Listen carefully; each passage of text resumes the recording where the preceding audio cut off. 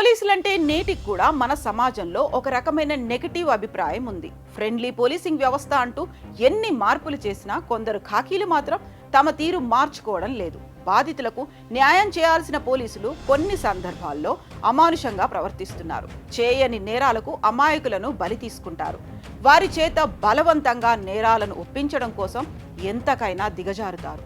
అవసరమైతే వారిని దారుణంగా హింసించి చివరకు 3rd డిగ్రీ కూడా ప్రయోగించి చేయని నేరం అంగీకరించేలా చేస్తారు. తాజాగా ఇదే ఘటన చోటు చేసుకుంది. తప్పు చేయని మహిళను నేరం అంగీకరించేలా చేయడం కోసం ఆమె మీద ఏకంగా 3rd డిగ్రీ ప్రయోగించారు. ఈ ఘటన హైదరాబాద్లో చోటు చేసుకుంది.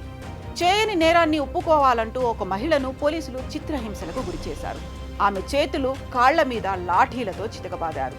ఈ ఘటనలో ఆమె బాబాయిను కూడా విచారణకు పిలవడంతో అతడు భయపడి ఆత్మహత్యాయత్నం చేశాడు. ఈ సంచలన ఘటన బాచుపల్లి పోలీస్ స్టేషన్ పరిధిలో చోటు చేసుకుంది. ఆంధ్రప్రదేశ్కు చెందిన చిత్తారపు లక్ష్మి, తాతారావు భార్యాభర్తలు. తాతారావు బాచుపల్లి రాజీవ్ గాంధీ నగర్లోని జయదీప్ ఎస్టేట్లోని NT5 అపార్ట్మెంట్లో వాచ్మెన్గా లక్ష్మి ఇళ్లలో పని చేసుకుంటూ జీవిస్తున్నారు. ఈ క్రమంలో కొన్ని రోజుల క్రితం లక్ష్మి తాముండే అపార్ట్మెంట్లో ఒకరి ఇంటికి పని వెళ్లడం మొదలుపెట్టింది. అయితే గత నెల 18న వారి ఇంట్లో బంగారు గొలుసు చోరీకి గురైంది. ఈ క్రమంలో ఆ ఇంటి యజమాని ఇచ్చిన ఫిర్యాదు మేరకు కేసు నమోదు చేశారు పోలీసులు.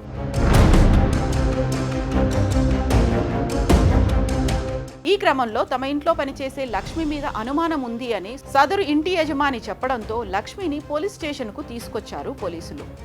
గొలుసు గురించి ప్రశ్నించారు. తాను దొంగతనం చేయలేదని ఎంత చెప్పినా పోలీసులు వినలేదు. ఏదో ఒకటి తెచ్చి ఇస్తే వదిలేస్తామని తెలిపారు. కానీ లక్ష్మి ఒప్పుకోకపోవడంతో ఆమెను స్టేషన్కు తీసుకొచ్చి 3rd డిగ్రీ ప్రయోగించి చిత్రహింసలకు గురిచేశారు. కాళ్ళు చేతుల మీద చితకబాదారు. ఈ హింసను తట్టుకోలేకపోయిన లక్ష్మి తన బాబాయ్ రాజేష్ మెడలోని గొలుసును తీసుకొచ్చి పోలీసులకు అప్పగించింది. అయితే అది తన చైన్ కాదని యజమాని చెప్పడంతో తిరిగి దానిని లక్ష్మికి అప్పగించారు.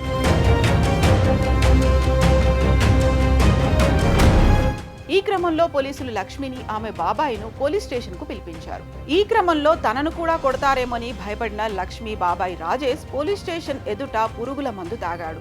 అపస్మారక స్థితిలోకి వెళ్లిపోయిన అతడిని కుటుంబ సభ్యులు వెంటనే స్థానికంగా ఉన్న ప్రైవేట్ ఆసుపత్రికి తీసుకెళ్లారు. అతడి వైద్యానికి రోజుకు 45,000 ఖర్చవుతుందని ఆసుపత్రి యాజమాన్యం చెప్పడంతో ప్రభుత్వ ఆసుపత్రికి వెళ్లిపోతామని బాధితులు బదులిచ్చారు. బయటికి వెళితే అసలు విషయం బట్టబయలవుతుందని భావించిన పోలీసులు వైద్య ఖర్చులు తామే భరిస్తామని హామీ ఇచ్చారు. ప్రస్తుతం అతడు ICUలో చికిత్స పొందుతున్నాడు. ఇదిలా ఉంటే పోలీసులపై ఫిర్యాదు చేసేందుకు బాధితులు బాచుపల్లి పోలీస్ స్టేషన్కు వెళితే ఎవరూ స్వీకరించకపోవడం గమనార్హం. చేయని నేరానికి మమ్మల్ని మానసికంగా, శారీరకంగా హింసించిన పోలీసులపై చర్యలు తీసుకోవాలని లక్ష్మి, రాజేష్ కుటుంబ సభ్యులు డిమాండ్ చేస్తున్నారు.